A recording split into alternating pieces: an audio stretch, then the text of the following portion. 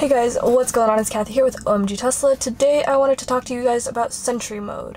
So this morning I got a text from someone asking me about what I use to set up my Sentry mode. So I just kind of want to go into what I did and how I did it. So let's get started. I personally purchased a Samsung T5. I had it previously for some video stuff that I was doing, but I realized I wasn't using it anymore, and so I decided to repurpose it for the Tesla. Later on, I saw this product highly recommended on the Tesla forums, so I'm super glad that I had it already. However, if you need to purchase one, it's only about $100 at the moment. It kind of fluctuates in price, but I typically see it go on sale quite often, so you don't have to rush into buying it. But if you don't have one already, or if you're just using a USB that continues to get corrupt, then definitely look into something like this. So for the Samsung T5, I personally have the 500GB version, which may be overkill to some people. However, I have noticed that 128 gigs is typically equivalent to about a month or 2 months of Sentry mode data, and that's varying depending on how much you use Sentry mode or what you use it for, when you use it, where you use it, etc.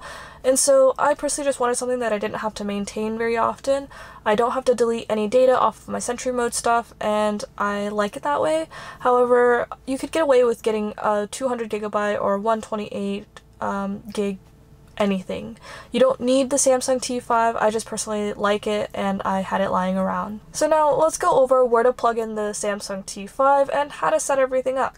Your Samsung T5 will come with a USB-A to USB-C cord. The USB-A side goes into the car, the USB-C side goes into the Samsung T5. From there, all you need to do is go onto your screen, click on the car, click on Safety and Security, scroll down, and click on Format USB Device. From there, it'll ask, are you sure you want to format this device? The device will be formatted as exFAT to use with dashcam. All data on the device will be completely erased. Click on Format, Format USB Device to enable dashcam, and then you're done. So to launch the viewer for your dashcam, all you need to do is click on the little icon and click Launch Viewer. From there, you can see all your Sentry mode footage or even your dashcam footage. Typically, in order to save the dashcam footage, people would have to click on the dashcam icon after an accident or something, but the first thing on your mind is just to make sure everyone's okay. So sometimes that's something that you might forget. In this case, I decided to turn on my Honk to save dashcam footage because I realized that's typically one of the reactions that I have as a driver. If you found this helpful, please consider subscribing, like this video if you haven't already, and leave a comment down below telling me what you're using or what you plan to use. Thank you guys so much for watching this video. I hope to see you guys next time.